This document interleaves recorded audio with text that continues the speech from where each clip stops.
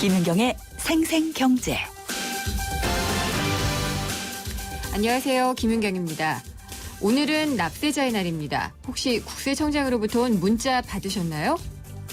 문자 받으신 분은 모범 납세자라고 합니다. 저도 세금 꼬박꼬박 잘 내왔는데 이게 많지가 않아서인지 문자는 안 왔습니다. 전국 동시조합장 선거 앞두고요. 선거와 관련해서 당신이 한 일을 알고 있다. 이런 문자가 기승이라고 하네요.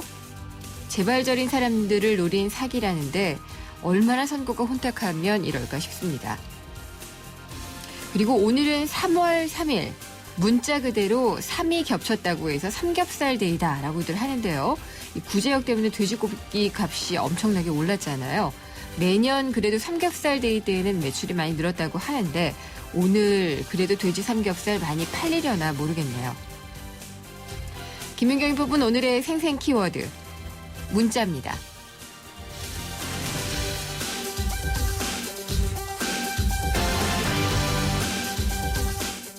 생생경제가 준비한 오늘의 경제 이슈입니다. 3월 취업 준비생들이 바빠지는 시기입니다. 올해 상반기 대기업 공채가 이제 본격적으로 시작되는데요. 2월 중순부터 서류 전형을 시작한 기업도 있고요. 또 3월에 채용 계획을 밝힌 업체들도 많습니다.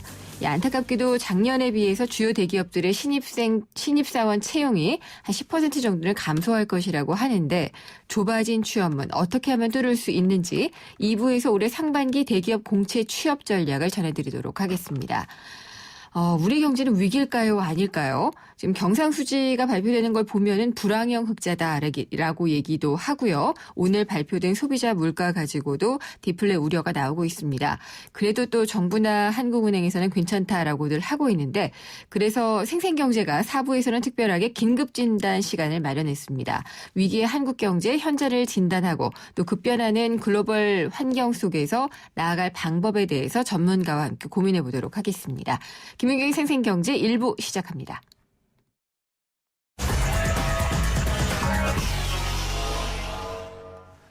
김은경의 생생경제 베러앤디퍼런트 르노삼성자동차 제공으로 1부 시작하겠습니다. 오늘 증시 알아보겠습니다. 신한금융투자의 곽상준 부지점장입니다. 안녕하십니까? 네, 안녕하십니까. 곽상준입니다. 오늘 코스피 2천 넘었네요. 네, 꽃피는 춘삼월이라는 표현이 있잖아요. 예. 물론 음력이긴 합니다만 주식시장에는 꽃피는 춘삼월이 시작된 것 같습니다. 예, 2천선을 돌파하는 그런 흐름 보여줬는데요. 사실 3월은 여러 가지 기대가 있는 달이기도 합니다. 왜냐하면 자금 흐름상 상당히 좀 주식시장에 유리한 자금 흐름이 전개될 가능성이 높은데요.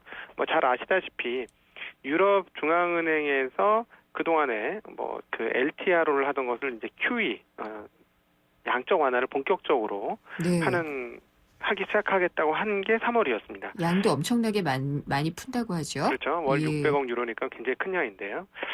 과거에도 미국에서 양적 완화를 하고 나서는 외국인들이 한국 주식시장을 꽤 많이 샀습니다. 그래서 이번 3월 달에도 그런 기대감을 갖고 시작을 했는데 역시나 그런 기대감이 유효하게 작용을 하고 있습니다. 오늘 드디어 2,000포인트를 넘어서는 그런 모습 보여주었습니다. 거래소는 4.57포인트, 전일 대비 0.23% 상승하면서 2,001.38포인트로 장을 마감했고요.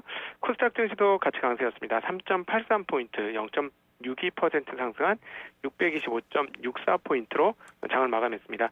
오늘은 운수장비 업종과 은행 업종 그리고 철강 금속 업종들이 강세를 보여주었고 그동안 좀 강세를 보여주던 정유화학 그리고 에너지 관련주들은 소폭 조정, 건설 업종 등은 조정하는 흐름들을 보여주는 모습이었습니다. 역시나 소형주들이 조금 더 강세인 흐름들을 나타내고 있는 모습 보여주고 있고요. 외국인들 매매가 어떻게 되는지가 굉장히 궁금한데 그렇죠. 오늘도 외국인들은 거래소 기준으로 1,800억 원의 순매수를 보여주었습니다. 이로써 7거래일 동안 약 1조 원의 주식을 순매수하는 흐름들을 보여주었는데요. 2,000선 올라섰기 때문에 한번 조정을 할 수 있겠습니다만 외국인들의 과거하고는 좀 다른 형태의 이런 주식시장 매수는 한국 증시에 전체적으로 좀 긍정적인 영향을 미치지 않겠느냐 하는 예상은 충분히 해볼 수 있겠습니다. 단기간에 계속 꾸준히 올해 들어와서 올라와서 지수가 약 한 100포인트 정도 올라왔기 때문에 조정은 가능하겠습니다만은 긍정적인 시각을 완전히 버릴 필요는 없는 그런 상황으로 여겨집니다. 대외 환경들은 불안 요인들은 상당히 많이 없어졌잖아요. 그렇죠. 네. 예. 그리스 그러니- 문제도 이제 잠잠히 가라앉았고요. 네. 유럽에서 문제 일어날 부분도 이렇게 눈에 크게 띄지 않고, 그런데 이제 앞서 모두에서 말씀드렸던 대로 돈 푸는 작업들은 이제 시작하게 될 것이고, 근데 이제 그 현실 세계에 계신 분들은 도대체 이해가 안 된다는 생각을 많이 하실 거예요. 앞서 어떤 이제 것들이요? 방송 시작할 때 예. 경기도 안 좋고 물가도 안 오르고 이게 뭐 예. 거의 불황인데 어떻게 좋으냐 이렇게 말씀하실 수 있는데요. 돈이 많이 풀린 게 가장 큰 이유라고 보실 수 있겠습니다. 그러니까 그리고 또 경기가 뭐 잘 아시다시피 양극화된 상황들인데 그 양극화의 수혜를 보는 게 기업 쪽이거든요. 네. 그리고 주식시장은 기업 시장입니다. 그래서 그렇죠. 그런 측면에서 보면 주식시장이 좋은 것들을 설명할 수가 있겠죠. 그래서 현장으로 체감적으로 느끼는 것과 주식시장이 앞으로도 계속 좀 어긋나는 또는 다르게 나타나는 그런 네. 현상들은 당분간 계속되지 않겠느냐 이렇게 생각하고 있습니다. 그리고 또 어떤 면에서는 주식시장이 경기를 선반영하잖아요. 네네. 기업들이 좋아지고 자본시장이 좋아지면은 경기가 또 좋아질 수도 있으니까 그렇게 네네. 볼 가능성도 있을 것 같아요. 네, 물론 그렇습니다. 그리고 특별히 유가 하락은 분명히 한국 경제 전체의 호재로 작용을 하게 될 겁니다. 네. 물론 이제 몇몇 정이나 석유화학 업체들의 실적은 좀 꺾이겠습니다만은 제조업의 원가 기준을 떨어뜨리는 요소이기 때문에 이런 측면이 다른 쪽으로 소비를 늘릴 수 있는 공간이 되어서 전체적으로 경기가 과거 대비로는 원가 하락에 의한 상승을 이루어낼 가능성이 있다. 그러니까 물가는 낮지만 전체적으로 그 경기는 조금 더 활성화되는 그런 흐름은 충분히 예상할 수 있는 시점이 아니겠느냐 이렇게 네. 보고 있습니다. 그렇게 되면 기업들은 물론 더 실적이 더 좋아지겠죠. 알겠습니다. 오늘은 여기까지 듣도록 하겠습니다. 감사합니다. 네, 고맙습니다. 신한금융투자의 곽상준 부지점장이었습니다.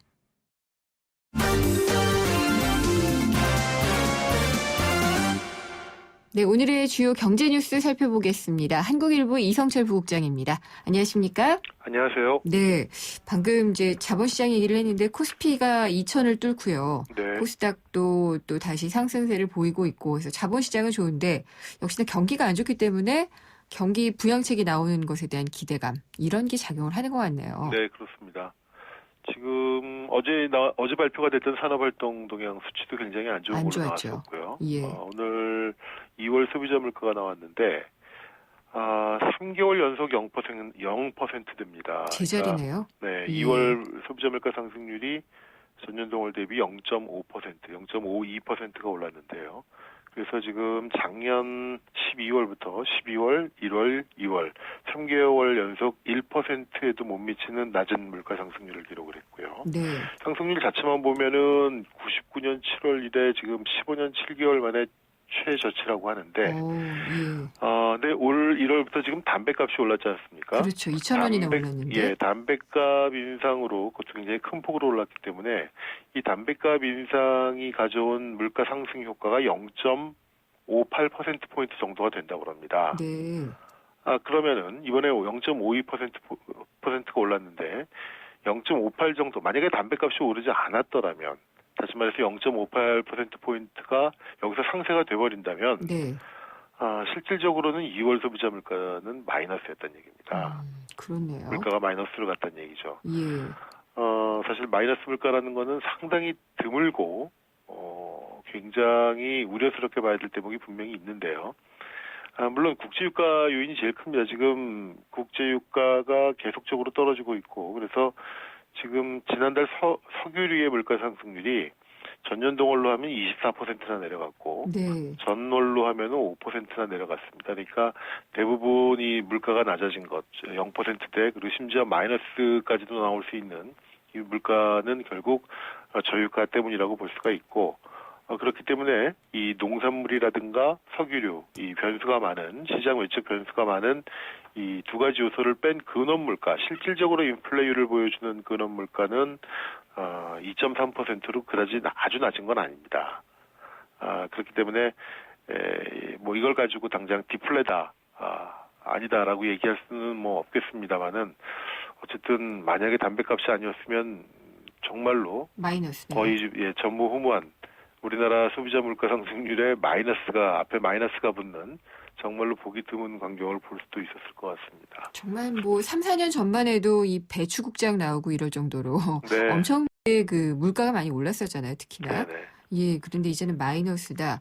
이런 거는 상당히 이제 디플레이션이다, 아니다라는 논란이 네. 무게 중심이 디플레 우려 쪽으로 조금 가는 게 아닌가 수가 싶네요. 있죠. 예, 충분히 그렇고 다만 이제 물론 말씀드린 것처럼 근원 물가, 이 코어 인플레이션이라는 거는 지금 2.3%이기 때문에 네. 이걸 가지고 뭐 크게 우려할 정도는 아닌 것 같고요. 다만 이 전체적인 물가 하락에도 불구하고 이 국지적으로 굉장히 불균형한 모습을 보이고 있는 게 집세 같은 경우는 지금 전년동월 대비 1.8%, 전월 대비 0.2%가 올랐거든요. 이건 평균인데 사실상 체감하는 건 더 많이 훨씬 더 올랐죠. 높겠죠. 네, 예. 그렇습니다. 그러니까 전체적으로 저물가 속에서도 이 국지적으로 특히 이제 서민들 주거 안정과 직결되어 있는 이 임차료 이런 것들은 많이 올라가고 있고 그리고 특히 이제 유가도 예. 지금 1월을 거의 바닥으로 해서 지금 2월, 3월은 조금씩 지금 올라가고 있는 상태 아니겠습니까? 그렇기 때문에 이 전년 동월비로는 마이너스가 나오겠지만 전월비로는 아마 다음 달부터는 플러스로 갈 가능성도 있지 않나 생각이 됩니다. 네. 이제는 정말 좀 걱정을 해야지 될 만한 지표들도 좀 많이 보이고 있는 것 같네요. 네. 그리고 이제 은행에서 보험도 파는 걸 방카슈랑스라고 하잖아요. 네. 방카슈랑스 제품들도 많이 팔리고 있는 것 같은데, 그럼요. 예, 이 상품에 대한 함정이 있다. 뭐 이런 대부분 얘기인데요. 지금 방카슈랑스로 이제 복잡한 보장성 보험 같은 경우는 아직도 보험사 뭐 설계사 채널이라든가 네. 이런 걸 통해서 하는 경우가 많은데 은행에서 손쉽게 가입할 수 있는 보험 상품이 아무래도 저축성 보험입니다. 그렇죠. 근데 이제 보험 많은 분들이 뭐 이제는 많이 아십니다만 아직도 보험도 은행 저축과 비슷한 것처럼 생각하시는 분들이 많고 은행에서 팔면 더더욱 그렇겠죠.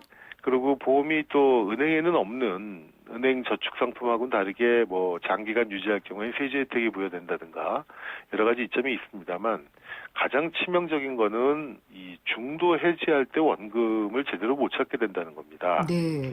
이번에 그 소비자문제연구소 컨슈머 리서치가 방카슈랑스로 판매가 되고 있는 7개 생보사들의 10년 만기 저축성 보험 상품들을 분석을 해보니까요. 보험사 저축성 보험들은 대부분 만기가 10년, 굉장히 길죠. 예. 근데 이 중도에 해지할 경우에 해약 환급금이라는 게 있어가지고 낸 돈보다 덜 돌려받는 게 상례인데 적어도 납입 원금을 찾으려면 이자는 생각도 안 하고 원금이라도 건지려면은 적어도 10년 만기 상품 같은 경우에 5.8년 정도는 불입을 해야지만 중도 해약할 때 원금이라도 찾는다는 겁니다. 네. 그러니까 5년 내지 보통 7년 정도고 평균이 5.8년인데요. 그러니까 만약에 가입하고 4년, 3년, 4년 만에 해지를 한다면은 불가피한 사정으로 해지를 하게 된다면은 그때까지 낸 돈의 원금도 못 찾게 된다는 거죠. 이건 이제 보험 상품의 특수성인데 장기 상품으로 운영하다 보니까 중도 해지할 땐 그만큼 그 불이익이 크고요. 그 불이익의 가장 대표적인 거는 이제 보험사들이 보험료에서 떼는 사업비라는 게 있습니다. 네. 이 사업비라는 건 결국 각종 보험사의 그 판촉 마케팅 비용이라든가 유지비라든가 이런 것들인데 이런 것들을 떼고 있기 때문에 글쎄요, 보험은 뭐 일단 가입을 하신다면은 가급적이면 끝까지 간다는 특별한 경우가 없으면 정말 끝까지 가야지만 혜택을 볼 수 있는 상품이라는 걸 꼭 아시고 가입을 하시기 바랍니다. 모르면은 물어보는 게 최고인 것 같아요. 창구에서 설명을 아무리 친절하게 해도 네. 다 알 수가 없기 때문에 미심쩍은 게 있으면은 그때 바로바로 확인을 하고 계약을 하셔야지 될 것도 같아요. 네. 네. 우리나라가 섬유 강국이다. 이거 옛날에나 그런 게 아니었나요? 예, 옛날에나 그랬고 이제는 아마 섬유에서 적자를 볼 날도 이제 얼마 안 남았다 그러는데요. 적자요? 네, 예. 작년에 우리나라의 섬유 의류 수출액이 159억 달러고요. 네. 전년 대비 0.1% 감소입니다. 반면에 수입액은 146억 5천만 달러. 그래서 작년 같은 경우에 이 섬유와 의류 분야에서 우리가 한 13억 달러, 12억 달러 정도의 흑자를 내긴 냈습니다. 네. 근데 이 흑자폭이 지금 계속적으로 줄어들고 있어가지고 1998년만 하더라도 140억 달러 흑자가 났었는데요. 이게 지금 계속 줄고 있어가지고 작년에 12억 달러까지 줄었고 어쩌면 올해 혹은 내년쯤이면은 아마 이 섬유 의류 분야에서 우리가 적자로 수출하는 것보다 수입하는 게 훨씬 많은 그런 상태로 바뀌게 될 것 같은데 사실 7, 80년대만 하더라도 이 섬유 의류가 우리나라의 주력 산업이었죠. 그랬었죠. 주력 수출 산업이었고. 예. 근데 이제 인건비 때문에 대부분의 그 봉제 의류 공장들이 중국이라든가 뭐 베트남이라든가 캄보디아라든가 이렇게 인건비가 싼 나라로 이전을 하게 됐고요. 특히 그러다 보니까 이제 중국 같은 경우는 우리가 중국에다가 작년에 25억 달러어치를 팔았고 65억 달러어치를 수입을 했습니다. 40억 달러가 네, 적자네요. 40억 달러나 적자고 아마 이거는 만성적인 적자로 될 것 같은데 예. 이건 이 산업 구조가 다변화되고 고도화되면서 어쩔 수 없는 측면이라고는 할 수 있습니다만 최근에 국내 의류 산업이 특히 어려운 거는 특히 외국의 그 SPA라고 하죠. 스파 제품들. 예. 이른바 제조 유통 일괄형 의류라고 그래가지고 굉장히 유명 브랜드들이 많이 들어오고 있는데 싸고 제품 주기가 빠른 거의 그 제품들로 인해서 우리나라 이 중저가 시장도 거의 초토화가 된 상태입니다. 네. 국내 브랜드가 아예 설당이 없는 그런 상태이기 때문에 단지 섬유 제품뿐 아니라 이 완제품, 의류 완제품에서도 상당히 위기에 처해 있다라는 우려의 목소리가 많이 나오고 있습니다. 그렇군요. 이제 섬유 분야가 만약에 이제 구조적인 문제 때문에 이제 우리는 좀 벗어나야지 될 것이라면은 좀 다른 또 고부가가치 산업 쪽에서 이런 것들을 만회해야 될 텐데 좀 걱정이네요. 근데 이제 우리가 예를 들어 선진국이 된다고 해서 네. 그렇다고 섬유가 물론 이 섬유에서도 분야가 여러 가지가 있지 않겠습니까? 네. 단순 그러니까 의류도 천이라든가 있고, 이런 예. 것들은 그렇겠지만 그야말로 디자인이라든가 이런 것들이 들어간 고급 제품. 프랑스, 이탈리아는 여전히 의류 강국이고요. 네. 그러니까 그런 것들을 산업 구조가 바뀌어가는 과정에서 일괄적으로 다 버릴 게 아니라 그 분야에서 우리가 또 키워야 될 분야 이런 네. 것들은 잘 육성을 해야 되겠죠. 알겠습니다. 오늘 말씀 잘 들었습니다. 네, 고맙습니다. 한국일보의 이성철 부국장이었습니다.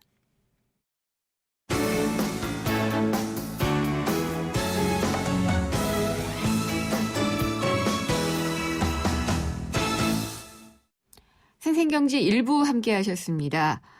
이제 대학 졸업도 끝났고요. 이미 졸업하신 분들도 그럴 테고 이제 취업 걱정들 많이 하고 계시는데 3월이면은 또 취업을 많이 할 수 있는 준비할 수 있는 달입니다. 상반기 이제 대기업 공채가 본격적으로 시작이 되는데 이미 시작한 곳들도 있고요. 이제 계획들이 차곡차곡 발표가 되고 있습니다. 이 전체적으로 보면은 주요 대기업들의 신입 채용은 좀 감소할 것이라고는 하는데 그래도 좁은 문을 뚫고 나갈 수 있는 전략을 생각해 봐야겠죠. 잠시 후 2부에서는 이 좁은 취업문을 어떻게 하면 뚫을 수 있는지 알아보도록 하겠습니다. 광고 듣고 돌아오겠습니다. 올해 중학교에 진학하는 민성이. 중국인 엄마를 둔 이른바 다문화 가정 어린입니다.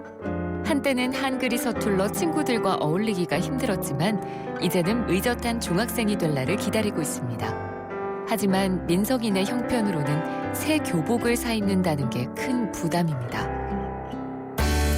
여러분의 정성으로 교복을 선물하시면 어떨까요? 민성이와 같은 많은 아이들이 새 학년을 보다 밝게 시작할 수 있을 겁니다.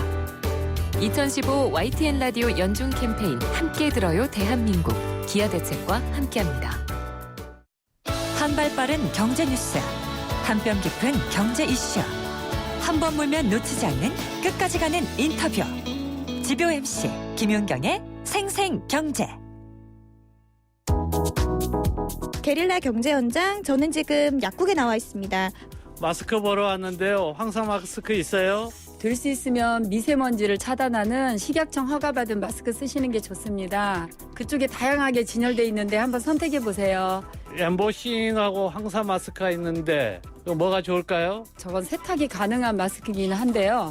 근데 황사 마스크는 될 수 있으면 세탁 가능한 마스크보다 한 번 쓰고 버릴 수 있는 종이로 된 마스크를 쓰시는 게 좋습니다. 약사님하고 잠시 얘기 나눌게요. 안녕하세요. 네, 안녕하세요. 요즘 어떤 손님들 많이 오세요? 지난주에 황사가 심했기 때문에 이비인후과 환자가 급증하고 있습니다. 마스크 좀 많이 팔리나요? 하루에 한 몇 개 정도 나가요? 예, 이번 주는 15개에서 20개지만 지난주에는 황사가 심했기 때문에 30개에서 40개 정도 판매가 되었습니다. 가격대도 좀 다양하던데 얼마부터 얼마까지 있어요? 식약청에서 인증받은 마스크가 약국에서는 2,000원에서 3,000원대로 판매되고 있습니다. 또 식약처에서 인증받은 제품이 한 9,000원인가 하는 것도 있던데 1,500원짜리랑 9,000원짜리랑 정말 좀 효과가 좀 다른가요? 지금 현재 약국에서 2,000원대, 3,000원대 판매되고 있는 것들도 충분히 초미립자를 걸러내는 걸로 알고 있습니다. 그러면 어떤 마스크를 좀 제일 많이 찾아요? 소비자들이 가장 인기가 좋은 지금 황사 마스크에는 식약청 인정받은 3,000원대 제품이 가장 많이 판매되고 있습니다. 4중 필터의 마스크가 가장 인기 있는 마스크입니다. 네, 마스크 착용 외에 좀 미세먼지나 황사를 대비할 만한 다른 방법은 없을까요? 충분히 수분을 섭취하는 것이 가장 도움이 되고요. 외출을 자제하는 게 좋고요. 면역력을 관리해주고 비타민 섭취도 도움이 될 것 같습니다. 네, 말씀 감사합니다. 지금까지 게릴라 경제현장 이혜리 리포터였습니다.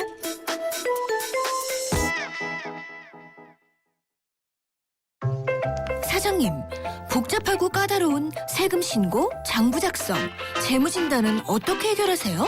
당연히 세무사에게 맡기죠. 고용산재보험 사무대행. 성년 후견인 업무도 해결해주는 든든한 파트너니까요. 세무사를 알아두는 것이 생활의 지혜입니다. 한국세무사회. 김윤경의 생생경제. 오늘 당신이 꼭 알아야 할 가장 중요한 경제 뉴스는 상반기 대기업 공채 시작, 취업 전략은입니다.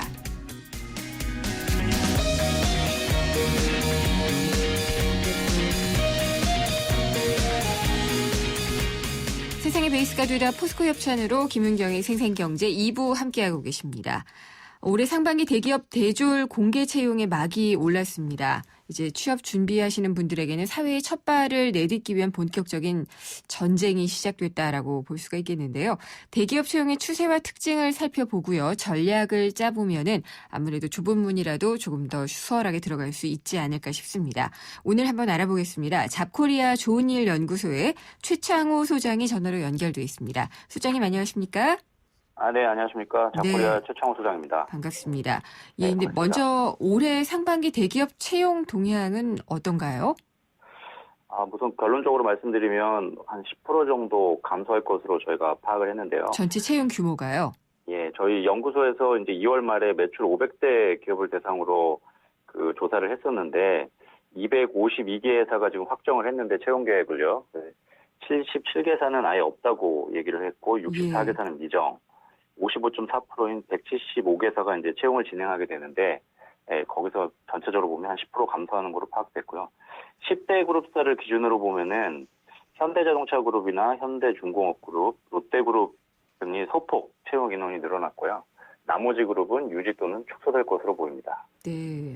일자리 늘어난다는 소식을 참 들었으면 좋겠는데 줄어드네요. 네. 혹시 이 상반기 공채 전략과 필요해서요. 이것만은 좀 반드시 기억하라라고 할 만한 키워드가 있을까요? 네, 사실 공채 전략 키워드가 매번 비슷하긴 한데, 네. 올해 상반기엔 좀 특이한 케이스가 좀 있는데, 첫 번째는 상반기에 삼성그룹 채용은 무조건 지금 도전하라라는 게 한 가지, 키워드는 아니지만 어쨌든 도전 목표가 되고요. 삼성은 무조건 상반기에 도전하라. 예. 하반기에 제도가 완전히 바뀌기 때문에, 네. 상반기 채용이 제일 좀 호기이고요. 두 번째는 이제 직무가 먼저다라는 얘기하고, 세 번째는 업종별로 다르게 준비하라라는 내용입니다. 직무가 먼저다라고 하면은 무엇보다 먼저인 건가요?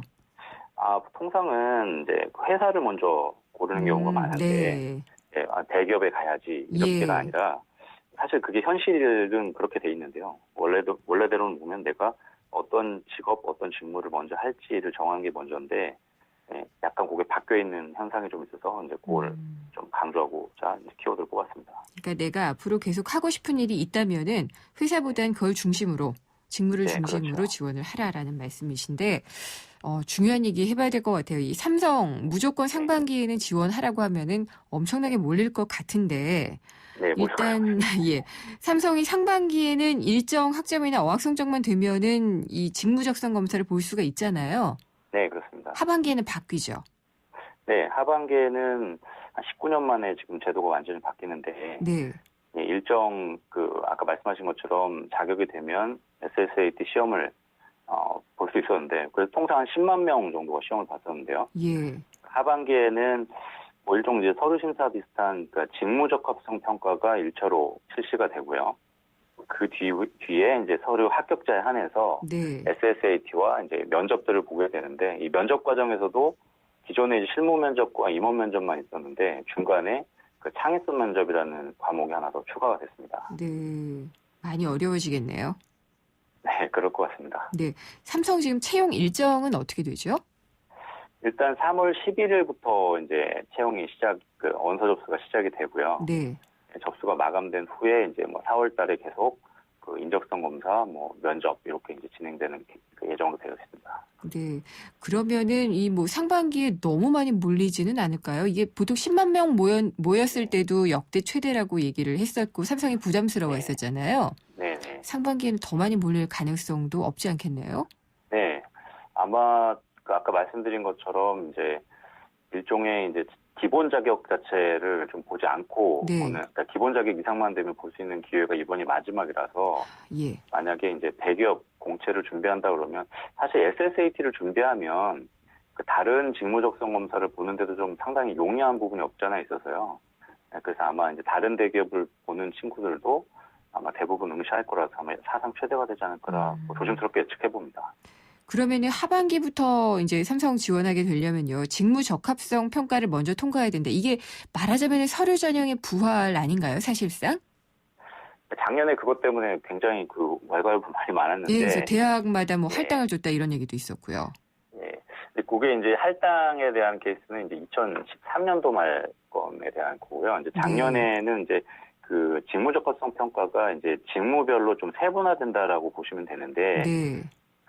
거기 가령 예를 들면 이제 뭐 그 소프트웨어라든가 이쪽 직군 같은 경우는 오히려 소프트웨어 준비를 철저히 했다면은 전공 위주로 그 어떤 전공을 들었고 예. 심화 과정을 어떤 걸 들었는지 이런 걸 위주로 평가하는 거라서 사실 이제 자기 직무를 먼저 정하고 그 직무를 위해서 이제 전공 선택이라든가 여러 가지 이제 그 과목을 준비해 왔다면 좀 무리는 없는데 사실 이제 대학을 간다라는 게 그런 것들을 결정하고 가는 게 아닌 게 지금 현실이기 때문에 그렇죠. 예, 사실 그것 때문에 조금 이제 혼선이 좀 있을 거라고 판단은 됩니다만 어쨌든 그 대학교 1학년 때부터 일종 그런 부분들을 준비해본 친구들한테는 오히려 또 유리한 부분이 없지 않아 있다라고 판단됩니다. 이제는 고등학교 때 대학 입시 원서 쓸 때서부터 이런 걸 그렇죠. 염두에 두지 않으면은 어렵겠네요. 이런 생각이 좀 들었고요.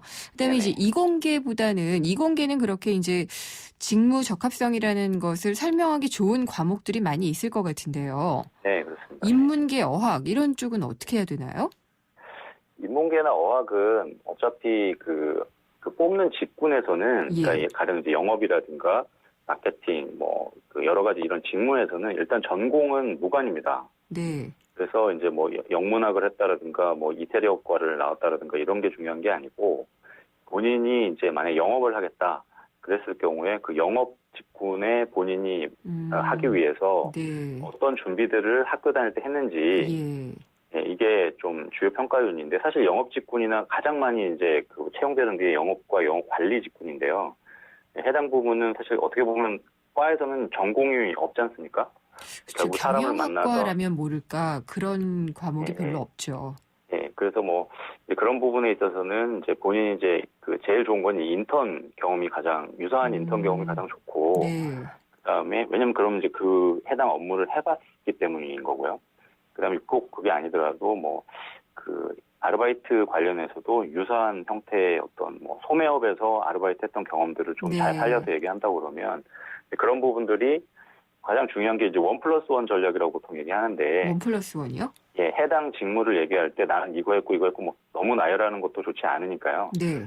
꼭 직무 에세이 때는 그 핵심적으로 이제 본인의 그 키워드하고 그 본인의 과거 경험을 예. 한 가지는 꼭 핵심적으로 그 준비를 하고 거기에 이제 추가적으로 보조할 만한 사례를 하나를 더 한다 그래서 이제 1+1 전략으로 보통 스토리 구성을 많이 하고 있습니다. 간결하고도 좀 뭔가 핵심적인 그런 내용들을 네. 담아라 이런 말씀으로 생각을 해야겠네요. 네, 그렇습니다. 현대자동차 그룹 같은 경우에 작년부터 이제 인문계 상시 채용 그리고 이공계는 공채 뭐 이런 식으로 했는데 올해도 그렇게 가나요? 네, 일단 현대차 그룹이 3월 2일부터 이제 접수가 시작이 됐는데요. 네. 네, 올해도 마찬가지로 이제 이공계는 13일까지 이제 공채로 마감되고 인문계는 상시공개 채용 방식으로 작년과 동일하게 진행됩니다. 그렇군요. 그리고 또 다른 기업들은 어떤가요? 뭐 롯데도 있을 거고요. 포스코 이런 기업들 같은 경우에. 예, 그 올해 좀 특이할 만한 곳이 그 현대중공업 쪽 그룹인데요. 네. 그 해치라고 그래서 그 현대중공업만 또 새로운 인적성 검사가 올해부터 도입이 됩니다.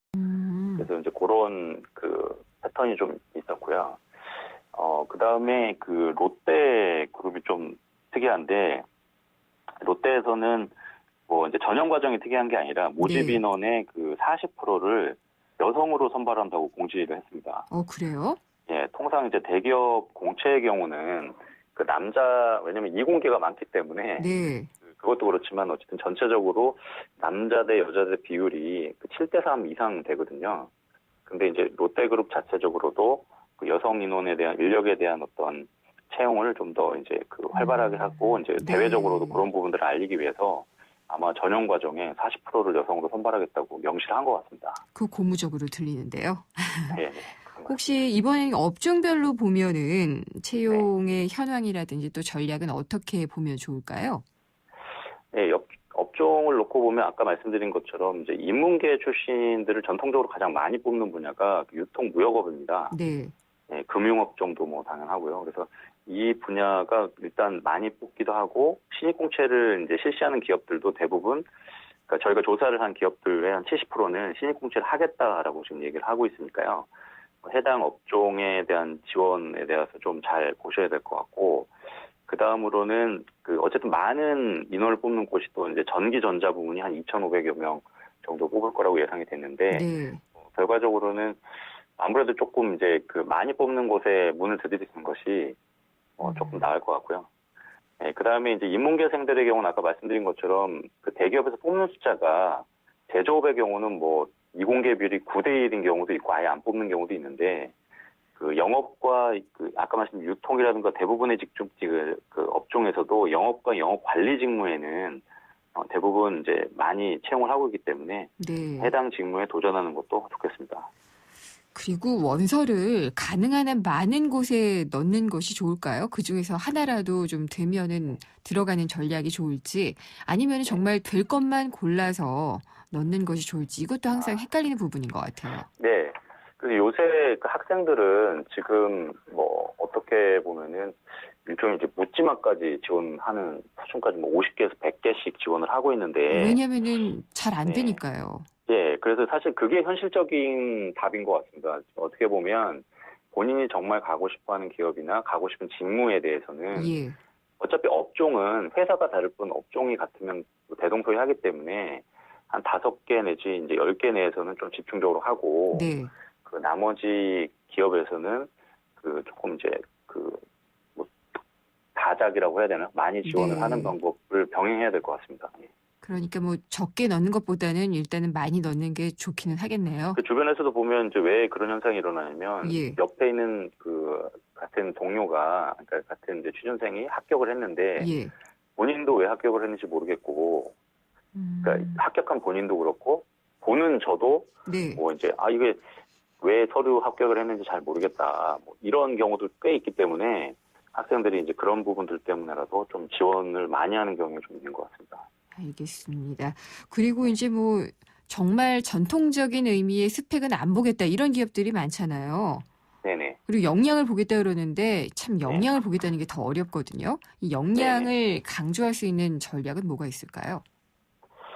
일단 그 역량을 강조한다라는 게 조금 쉬워지는 부분들이 좀 발생을 했는데, 올해 이제 대기업도 대기업이지만 이제 공기업도 관심을 많이들 가지고 있지 않습니까? 공기업. 네, 공기업의 경우는 이제 국가에서는 그 NCS라고 해서 국가직무 표준 체계라는 걸 만들었고, 올해 거의 한 14,000명 정도 채용될 것으로 예상이 되는데, 하반기에 거의 100개 공기업이 이 직무 역량 기반으로 채용을 해야 됩니다. 네, 근데 이제 거기 보면 그 직무 역량 위주로 이제 어떻게 그 자기소개서라든가 면접을 준비해야 되는지 다 표준화된 안이 있습니다. 그 안에 보면 만약에 경영기획이다 그러면 그 기획에서 필요로 하는 기술, 지식, 자격증, 어떤 태도, 이런 것들이 굉장히 세부적으로 명시되어 있어요. 네, 그러면 이제 본인이 배웠던 것들과 이제 거기서 요구하는 그런 수준을 맞춰서 거기에 맞춰서 쓰면 되니까 오히려 이건 가이드가 좀 나오니까 조금 더 수월한 면이 없지 않아 있는 그럴 상황이 수도 되는데 있겠네요.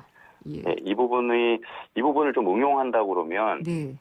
뭐 현대차 같은 경우 그 자기소개서 문항이 딱 하나거든요. 네.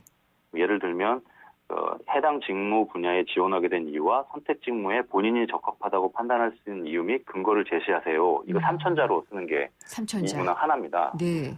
뭐 이럴 때 이제 그 본인이 조금 어려울 수 있으니까 아까 얘기한 것처럼 그 국가기관에서 만약 기계직이다 그러면 예. 현대자동차는 아무래도 이제 기계나 이런 쪽이 많으니까요. 네. 기계직이다 그러면 이제 NCS에 있는 그 기계 직무에서 필요한 어떤 역량들을 좀 차용해서 알겠습니다. 그걸 가지고 이제 정리하는 방법도 예. 그게 이제 작년 말에 이제 NCS 채용에 대한 계획 발표가 났는데 그걸 좀 올해는 참고를 그런 해봐야 것들을 되겠네요. 조금 잘 응용하면 잘 지원할 수 있지 않을까 이렇게 생각이 됩니다. 알겠습니다. 체계적으로 잘 알려주셔서 취업 준비생들이 준비하는 데 좀 도움이 될 것 같습니다. 오늘 말씀 잘 들었습니다. 감사합니다. 네, 감사합니다. 잡코리아 좋은일 연구소의 최창호 소장이었습니다.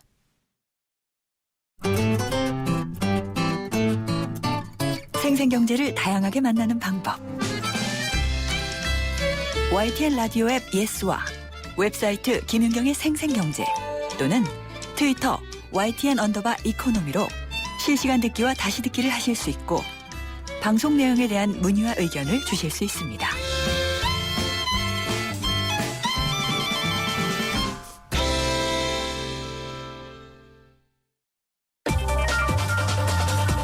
IT 경제 뉴스. IT 경제 뉴스 시간입니다. 오늘은 월간 마이크로소프트웨어의 남혜연 기자가 전화 연결돼 있습니다. 안녕하십니까? 네, 안녕하세요. 네. 빌 게이츠도 그렇고 다들 네. 인공지능의 위험성에 대해서 네. 많이들 얘기를 하고 있더라고요. 네네, 맞습니다. 머신 러닝이라고 하는 것도 사실 인공지능이랑 비슷한 거죠? 네, 그 인공지능이 그 기계가 지능을 가졌으면 어떨까 해서 연구가 된 거잖아요. 네. 그래서 넓은 범위고요. 그것보다 그 범위 중에 하나로 들어간 게 머신러닝입니다. 네. 머신러닝 같은 경우는 기계가 주체에서 그러니까 스스로 학습해서 어떤 패턴을 발견해내고 그걸 통해서 미래를 예측하게 한다는 데서 조금 약간의 차이가 있고요. 네. 네, 요새는 딥러닝 얘기도 나오고 있죠. 이 머신러닝의 한 방법론인데요. 그 사람이나 동물이 신경세포 네트워크를 통해서 어떤 그 사물을 인지하고 판단하고 뭐 적용하고 하잖아요. 그런 걸 고도화해서 적용한 게 딥러닝이고요. 어려운데요. 그러니까 가장 어렵죠. 큰 네. 개념은 인공지능이고 그 네, 안에 맞습니다. 머신러닝과 딥러닝이 있다라고 보면 되겠군요. 예, 맞는데요. 네. 인공지능이 제일 크고 그 안에 머신러닝이 들어가고요. 머신러닝의 한 방법론이 딥러닝이고요. 그러니까 이제 종속 되는 거죠. 네. 예, 예. 최근에 페이스북이 얼굴을 인지하는 기술인가요? 네, 맞습니다. 딥페이스요. 예, 그 딥페이스라는 걸 내놨는데 이게 그러면은 요것과도 연결되는 기술이죠. 예, 맞아요. 딥러닝 기술이 들어간 거예요. 그 보면은 그 사람이 누군지 적어놓지 않아도 그 페이스북에 세계에서 가장 많은 사람들 얼굴 사진을 보유하고 있잖아요. 네. 그 데이터를 바탕으로 이 사람이 누구다라를 스스로 판단을 하는 그런 기술이 적용이 된 거죠. 그러니까 수동으로 태그를 걸지 않더라도요. 그게 딥러닝 예. 기술이라는 거죠? 예, 그게 딥러닝 기술이 들어간 겁니다. 네. 그 외에도 이 딥러닝 기술을 설명할 수 있는 게 우리가 알만한 게 또 뭐가 있을까요? 마이크로소프트의 코타나라고 음성인식 기술 있잖아요. 네. 이런 사용자 목소리를 뭐 그대로 흉내내거나 뭐 영어나 중국어 실시간 통역 서비스하는 것들 이런 것들도 딥러닝 기술이 좀 적용이 된 거예요. 예. 그런 데이터들을 모아서 분석해서 그 사람 패턴이 어떻다 이런 걸 다 갖고 있는 거니까요. 예. 근데 그렇게 되면은 기계가 정말로 스스로 생각하고 인지하고 뭐 판단 내리고 행동하고 이거 다 어느 정도 가능해지겠네요. 그렇죠. 가장 많이 나온 예가 그 고양이 사진이랑 강아지 사진이잖아요. 네. 예전엔 컴퓨터가 그거를 구별하지 못했는데 그 데이터가 많이 쌓이면서 고양이의 특징이나 강아지의 특징을 컴퓨터가 스스로 판단하게 되는 거고 그럼 누가 가르쳐주지 않아도 그걸 알아서 분류하고 적용하고 하는 거죠. 그런 식으로 기계가 스스로 가게 되는 겁니다. 근데 최근 들어서 이 머신러닝, 딥러닝 이런 게 더 화두가 되고 있는 것 같은데 그 이유는 뭘까요?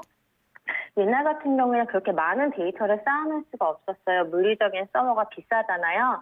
그러니까 쓰레기 정보로 구하는 별로 필요 없는 정보들 다 쌓아놓을 수가 없었는데 최근 들어서는 클라우드처럼 좀 약간 비용이 저렴하게 그런 정보들을 저장할 수 있는 공간이 있잖아요. 네. 예, 그런 게 좀 비용이 저렴해진 게 가장 큰 원인 중에 하나고요.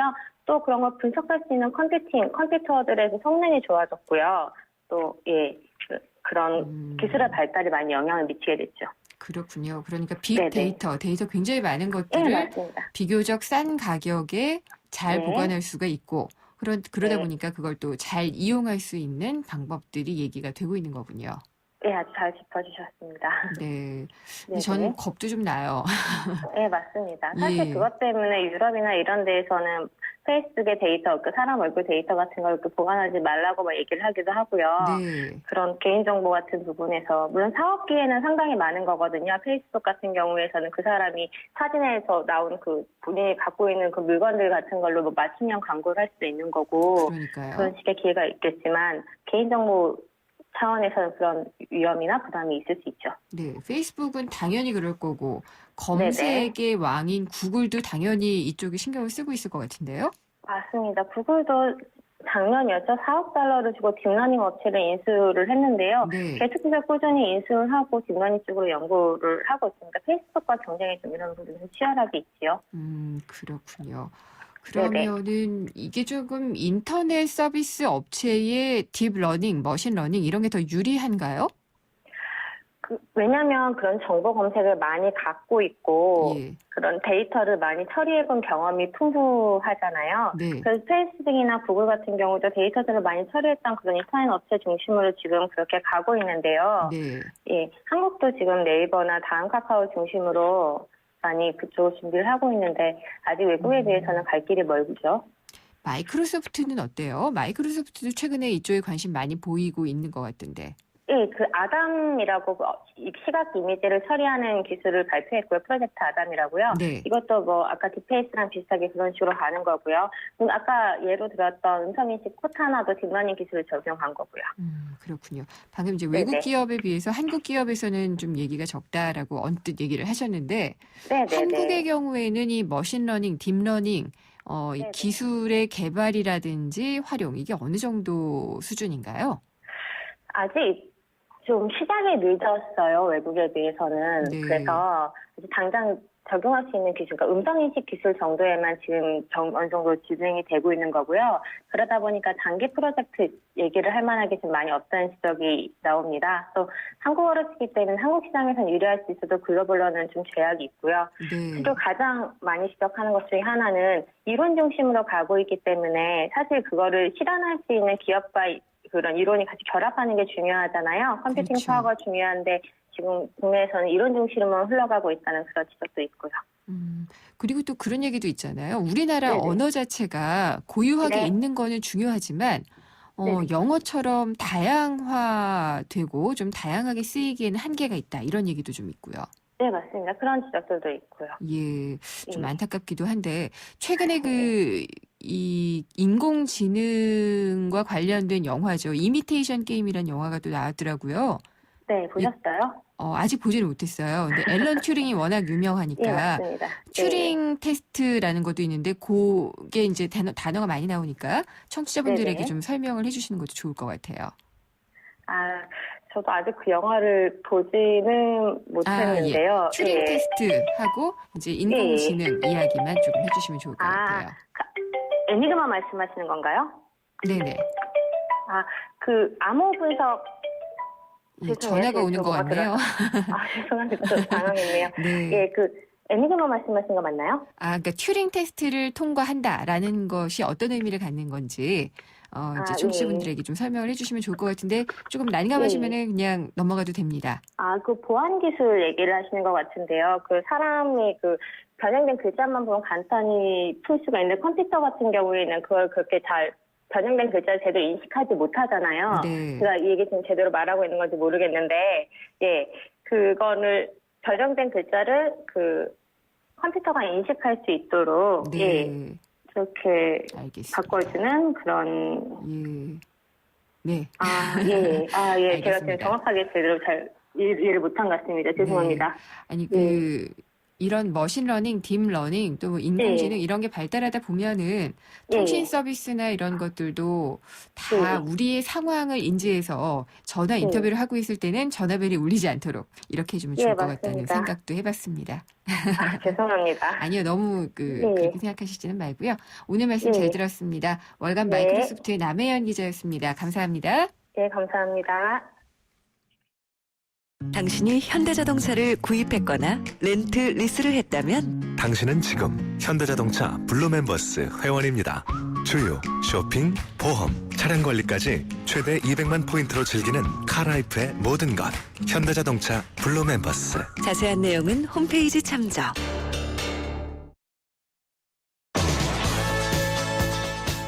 네, 생생경제 잠시 후 3부에서는요. 필요한 금융상품만 쏙쏙 뽑아 전해드리는 금융상품 비교 대백과 시간이 준비가 되어 있습니다. 오늘 이 금융상품 비교 대백과에서는요. 최근에 금융위원회에서 출시한 건데 생생경제에서 금융위원회 관계자와 연결해서 자세히 짚어본 것이기도 하고요. 3월 24일에 시행이 될 예정인 2%대 안심 전환 대출 다시 한번 알아보려고 합니다. 자격과 이용 방법 어떻게 되고요. 또 기존의 대출과는 어떤 차이가 있는지를 알려드리도록 하겠습니다. 궁금한 점이나 의견 있으면 보내주십시오. 문자는요. 짧은 문자는 50원, 긴 문자는 100원이 부과되는 휴대전화 우물정의 0945번, 또 YTN 라디오 애플리케이션 예스를 통해서나 웹사이트에 남겨주시면 됩니다. SNS도 있습니다. 페이스북 주소는 YTN 라디오 이코노미, 트위터는 YTN_이코노미입니다. 4시 뉴스 듣고 돌아오겠습니다.